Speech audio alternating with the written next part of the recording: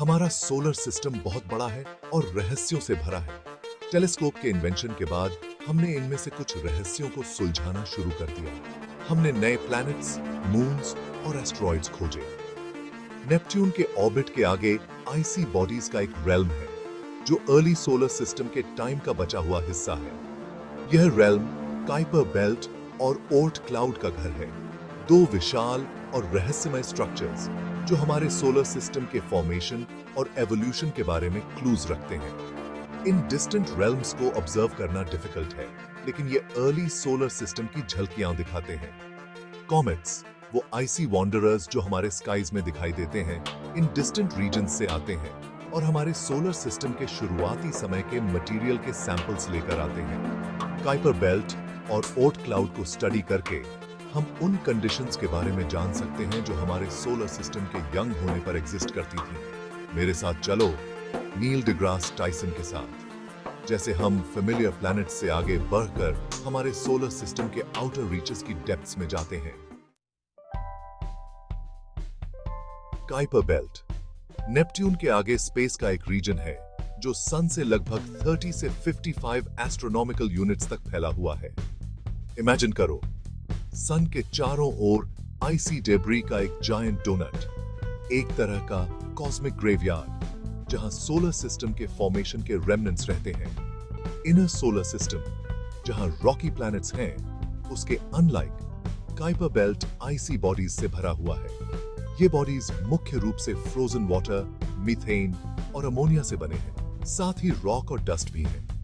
ऐसा माना जाता है कि काइपर बेल्ट में लाखों ऐसे आइसी ऑब्जेक्ट्स हैं जो स्मॉल पेबल्स से लेकर ड्वार्फ प्लैनेट्स जैसे प्लूटो तक के साइज के हैं। ये कोलिजन्स स्मॉलर फ्रैगमेंट्स बना सकते हैं जो फिर काइपर बेल्ट से बाहर निकलकर इनर सोलर सिस्टम की तरफ आ सकते हैं और कॉमेट्स बन जाते हैं जिन्हें हम ऑब्जर्व करते हैं। काइपर बेल्ट कई तरह के ऑब्जेक्ट्स का घर है, हर एक की अपनी यूनिक स्टोरी है। सबसे फेमस काइपर बेल्ट ऑब्जेक्ट निस्संदेह प्लूटो है। एक समय पर हमारे सोलर सिस्टम का 9th प्लैनेट माना जाता था। प्लूटो को 2006 में एक ड्वार्फ प्लैनेट के रूप में रिक्लासिफाई किया गया था। प्लूटो एक फैसिनेटिंग वर्ल्ड है जिसमें एक थिन एटमॉस्फेयर, आइस के माउंटेन्स और फ्रोजन नाइट्रोजन के वास्ट प्लेन्स हैं। इसके 5 नोन मून्स हैं, जिनमें से सबसे बड़ा चारन इतना बड़ा है कि प्लूटो और चारन को अक्सर एक बाइनरी सिस्टम माना जाता है। अन्य नोटेबल काइपर बेल्ट ऑब्जेक्ट्स में एरिस शामिल है, जो मास में प्लूटो से बड़ा है, और मेक एक रेडिश ह्यूड ड्वार्फ प्लैनेट है जिसकी सरफेस बहुत ब्राइट है। माना जाता है कि Kuiper belt early solar system का एक रेलिक है, जो उसके फॉर्मेशन से लेफ्ट ओवर मटीरियल का एक कलेक्शन है। जैसे ही सन बना, यह गैस और डस्ट के एक डिस्क से घिरा हुआ था। समय के साथ डिस्क में गैस और डस्ट आपस में मिलने लगे, जिससे बड़े बड़े ऑब्जेक्ट्स बनने लगे। इनर सोलर सिस्टम में जहां टेम्परेचर ज्यादा थे, इस प्रोसेस से रॉकी प्लैनेट्स का फॉर्मेशन हुआ। हालांकि आउटर सोलर सिस्टम में जहां टेम्परेचर्स बहुत कोल्डर थे, आइस जायंट्स जुपिटर और सैटर्न बने और रिमेनिंग मटेरियल को इन्फ्लुएंस करने लगे। इन स्कैटर्ड ऑब्जेक्ट्स में से कुछ नेपट्यून के आगे वाले रीजन में सेटल हो गए, जिससे काइपर बेल्ट का फॉर्मेशन हुआ। काइपर बेल्ट से बहुत आगे, शायद नियरेस्ट स्टार के हाफवे तक, ओर्ट क्लाउड है। इमेजिन करो, एक वास्ट स्फेरिकल शेल हमारे सोलर सिस्टम को ढके हुए है।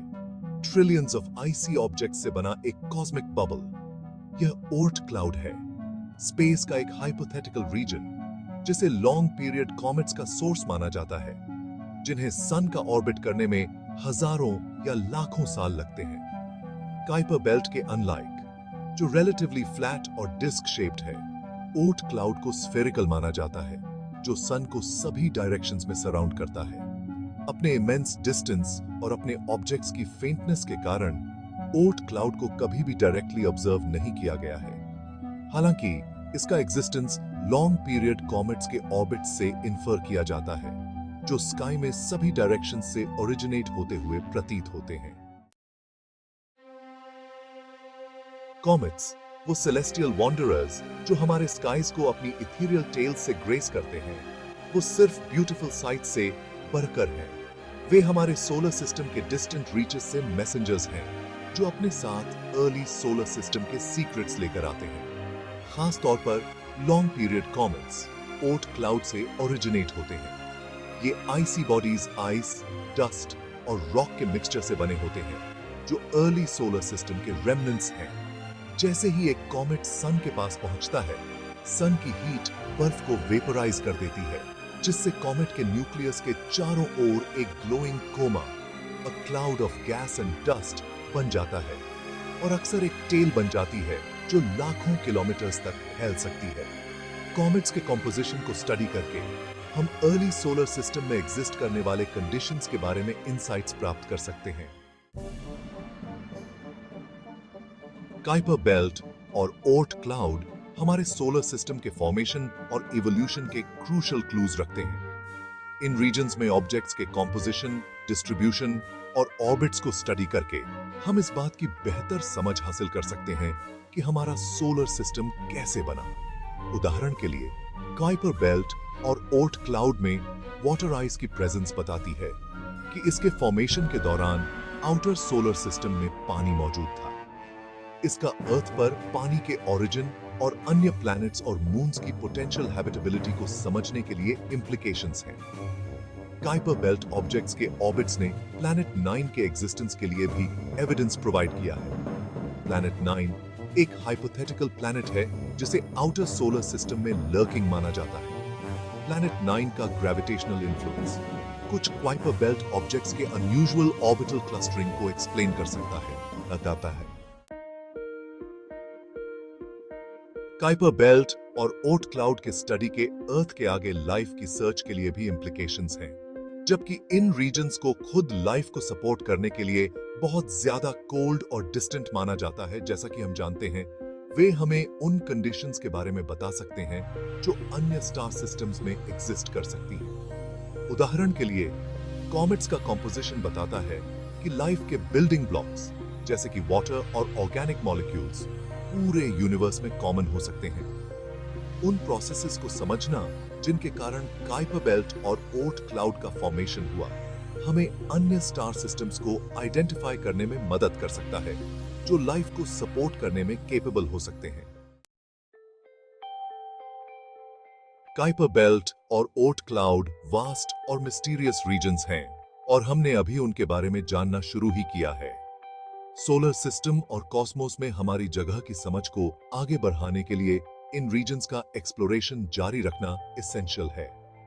न्यू होराइजन्स जैसे मिशंस जो 2015 में प्लूटो के पास्ट से गुजरे थे, ने हमें इन डिस्टेंट वर्ल्ड्स के अनप्रेसिडेंटेड व्यूज प्रदान किए हैं। फ्यूचर मिशंस जैसे कि टेलीस्कोप्स जो आउटर सोलर सिस्टम में और डीपर देख सकते हैं, निस्संदेह इन फैसिनेटिंग रीजन्स के बारे में और भी सीक्रेट्स रिवील करेंगे। काइपर बेल्ट और ओर्ट क्लाउड हमारे सोलर सिस्टम के ट्रू फ्रंटियर को रिप्रेजेंट करते हैं, वास्ट और मिस्टीरियस रेल्म्स जो हमारे कॉस्मिक नेबरहुड के ओरिजिन्स के क्लूज रखते हैं। ये डिस्टेंट रीजन्स जो कभी डार्कनेस और अटकलों में डूबे हुए थे, अब अपने सीक्रेट्स रिवील करने लगे हैं। टेक्नोलॉजी में एडवांसेस और ह्यूमन स्पिरिट की इनसेशिएबल क्यूरियोसिटी की बदौलत जैसे जैसे हम इन डिस्टेंट रेल्म्स को एक्सप्लोर करना जारी रखते हैं, हम नए डिस्कवरीज जरूर करेंगे जो सोलर सिस्टम और यूनिवर्स में हमारी जगह के बारे में हमारी समझ को चैलेंज करेंगे। एक्सप्लोरेशन का जर्नी कभी ना खत्म होने वाला है और काइपर बेल्ट और ओर्ट क्लाउड इस बात की याद दिलाते हैं कि हमारे कॉस्मिक ओशन के वास्ट एक्सपेंस में अभी भी बहुत कुछ डिस्कवर करना बाकी है।